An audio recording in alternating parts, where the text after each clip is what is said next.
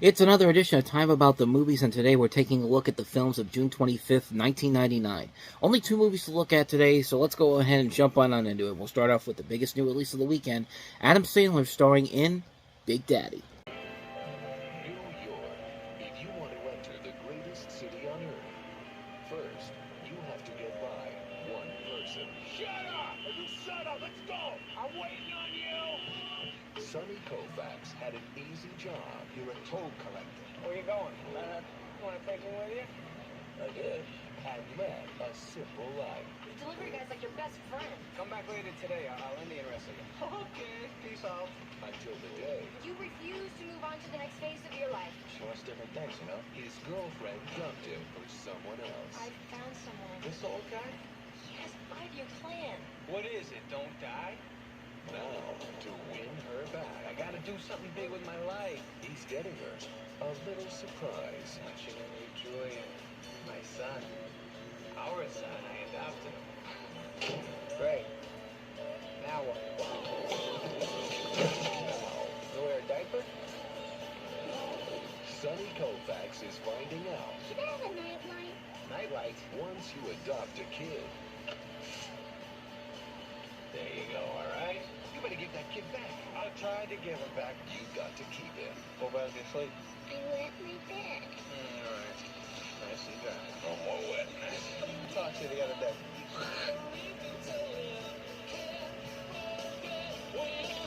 That one touched the ground. That one touched the ground. Columbia Pictures presents We stopped serving breakfast at 10:30. No!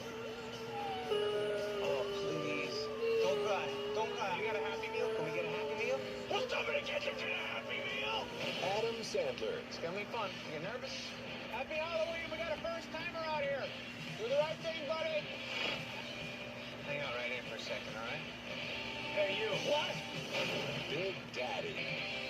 That's it. Okay, yeah, that's good. Trick or treat. Next year, be prepared, moron.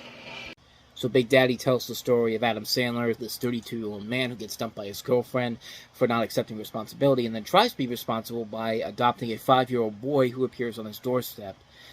Basically, if you see the movie, the trailer kind of lies to you to think that he adopted this kid, but in actuality, he just kind of shows up at his home, like a guy just drops him off.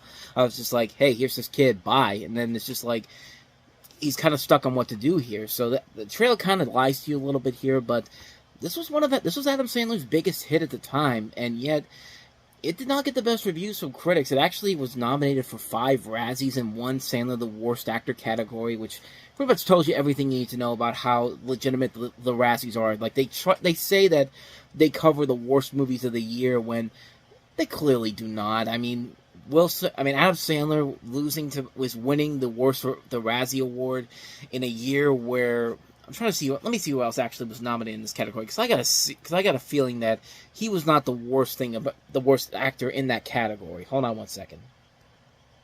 I'm looking at it right here. Kevin Costner For Love of the Game and Message in a Bottle, which Costner was fine in those movies. Kevin Kline in Wild Wild West. Okay, I mean, why isn't Will Smith in there? Arnold Schwarzenegger in End of Days. It was not a good movie, but you at least tell he was trying. And then Robin Williams and Bicentennial Man Jacob the Liar, which that pretty much tells you everything you need to know about the legitimacy of the Razzie Awards. Like, they can't even look at the real worst awards, or worst movies nominated. It was worst movies from that year. They have to pick the ones that they believe to be the worst movies of the year. But that's a whole other subject altogether here. But as far as the movie goes, I like it. Fine. I have fond memories of it. It was actually the first movie I saw when they built the movie theater out right around where I lived here. It was the one. It's this one that I went to for about 14 years before eventually the one in the Monroeville Mall opened up. But that was the first movie I ever saw. It was like a discount movie night when the thing opened up because they had older releases. We didn't get to see Big Daddy yet, so we went to go see that on the first time there. And, yeah, like I said, I like the movie. I mean, I think it delivers everything it promises. I think it is funny at times. Adam Sandler is very good in here. You do like the kid in the movie, Dylan and Cole Sprouse, who would later go on to star in The Sweet Life of Zack and Cody. the casting overall is really good. Christy Swanson, Jon Stewart, Rob Schneider, Leslie Mann, Alan Covert, Josh Mostel. I mean, there's a good cast involved here. Where the movie kind of falls apart for me is the ending, because we know we got to get to the moment where the liar has to be revealed, and this whole idea of him coming in and having this big court case on whether or not he should have custody of the kid or not. It definitely drags on a lot, and I don't know. Like, to me, the first 2 acts of the film, I think, are the strongest parts of the movie. The third act is where it kind of really falls off, and it just really does not. It just doesn't live up to the same levels that the first 2/3 did. It's a shame, because the movie was on its way to be something really special, but it's by the end of the second act, and then that third act happens, and then it's just kind of like. But it never gets to a point where it's like the worst thing ever. It's just kind of like, we've seen this done before over and over again, and there's really not a whole lot that's added to it per se. It's not the worst, but it definitely could have been a whole lot better, especially considering how the first 2 acts went. But for what it is, I like the film. I think it is a fine film. I think there are more than enough funny moments throughout the course of the film that make it work. And it can be sweet at times. It's a fun film. It's a film that fits the audience that it's intended for. There are funny moments in the film all the way through. Some good one-liners in there. I mean, the trailer had some of the better lines from the film in there, better moments in there. Like when he's asking the guy, "Where's he going?" Manhattan. "Hey, you want to take me with you?" And this guy's just like, "Yeah, sure, why not?" And then the Halloween scene where Adam Sandler just goes into this guy's house out of nowhere, and the way that scene plays out in the movie is actually pretty funny. And I mean, there's a lot of that in this movie. It's fun. There's a lot of charming moments in there. If that third act had been a whole lot better, this probably would have been one of the best Adam Sandler films. But as it is, it's a fine film for what it is. It's one I remember with fond memories, and it's a fun movie. I'd like it. If you like Adam Sandler's work from early on, you probably like this as much as I do. So that's Big Daddy. So let's go ahead and move on to the last film we have here, Shiloh 2, Shiloh Season.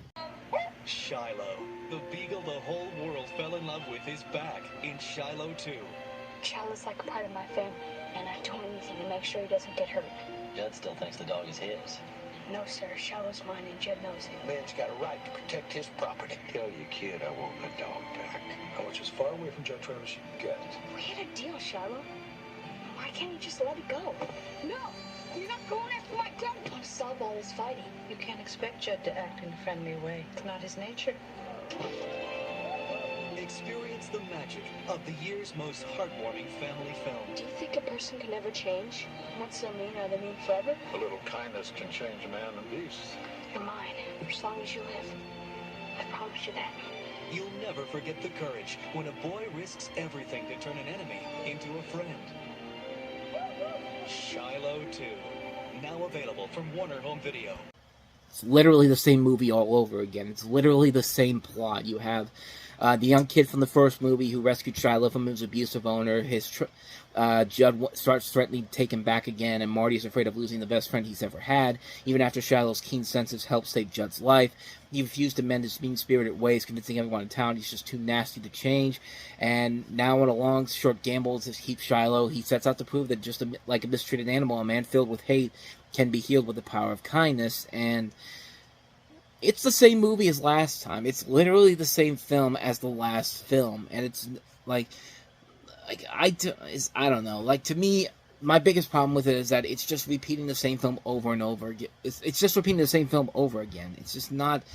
It's not like they're doing anything new or different about it. It's just the same movie again. Like, they did put kind of the same plot they did in the first movie, and I think if I remember right, the third film I think is actually the same plot as well. I think. And yeah, the third film is literally the same thing again as well. Like, it's the same film over and over again. The same plot. Like, hey, is the Shiloh's abusive owner comes back. He wants the dog. He wants to kill the dog at one point. It's just like, so what? Like, I don't get it. Like, why is this a trilogy? Like, it's the same film over and over again. Like, they do the same thing over and over again. It's like nothing changes in these films, and like, I just never got them. I thought the first film was fine for what it was, but it contained itself to one film. But this, it's the same thing all over again. Like, just like my thoughts on the film, it's the same thing over and over again. Like, it's literally the same plot, and I just don't get it. And I just don't get why they just couldn't do something different or unique in terms of a story, but nope, we're just going to do the same thing over and over again.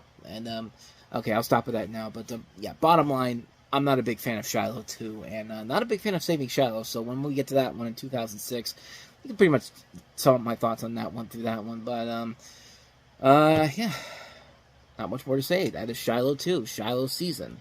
So with that said, that wraps up another edition of Time About the Movies. When we meet next time, we'll head to 4th of July weekend, 1999. Will Smith's got a new film out with Barry Sonnenfeld reuniting for the first time since Men in Black.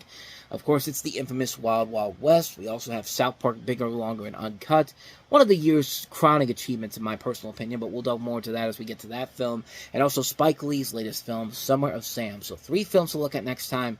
We'll delve into them on the next episode. But until then, thank you very much for watching, and if you want to see more videos like this, please hit the playlist on the next page, check out the previous episode.